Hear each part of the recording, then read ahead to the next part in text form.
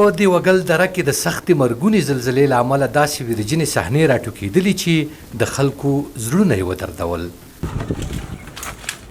یو ځوان پلار د خپلې ورانې شوې کنډوالې مینې له منځه د خپل شهید شوي کوچني زوی کتابونه راټولوي او د زړه سود پرې کوي. هغه کتابونه چې د ماشوم د زده کړې او روښانه راتلونکي هیلې پکې تړلې وې، خو اوس د خاورو او دوړو لاندې پراته دي.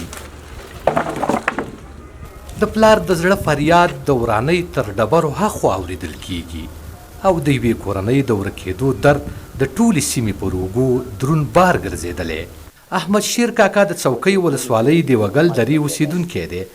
د کورنۍ 14 غړي په دغه سخته زلزله کې له منځه تللي، خو په یوازې ځان د خپلو اولادونو، لمسیانو او ننګیاندو تیرو یادونو ته ژاړي.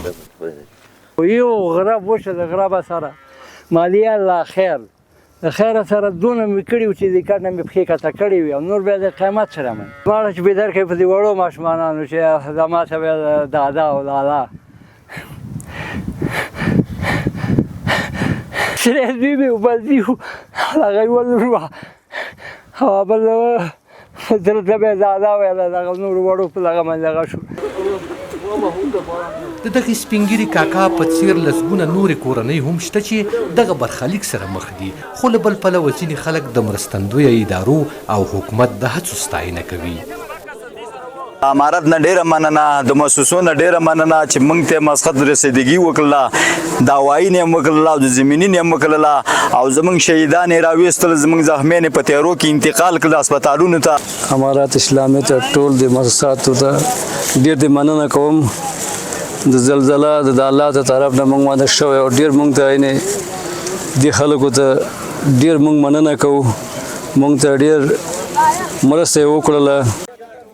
سره له دې چې خلکو ته تر ډیره بیړنۍ مرستې رسیدلي، حکومت او مرستندویو بنسټونه هڅه کوي ټولو زیانمنو ته لاسرسی وشي. د مؤسساتو د خیریه بنسټونو چې کوم کومکونه دي یا د امارتي ادارې کوم دغه چې راغلي کومکونه د هغو لپاره کمیټې دایرې دي، دلته په منظم ډول باندې خلکو ته انشاءالله که خوراکي مواد دي، که سرپناوې دي، تاسې وینئ چې اوس هم ما د ملګري لګیا دي خیمې نصب یې خلکو لپاره سرپناوې جوړوي او خوراکي مواد انشاءالله هغه کمیټې ورته جوړې دي، هرې درې هرې ساحې ته په نوبت سره به شیان ورسوي. د یادونې ده چې د کونړ د زلزلې دا کیسې د سلګونو کورنیو درد او د مرستې غوښتنې له ځانه سره لري.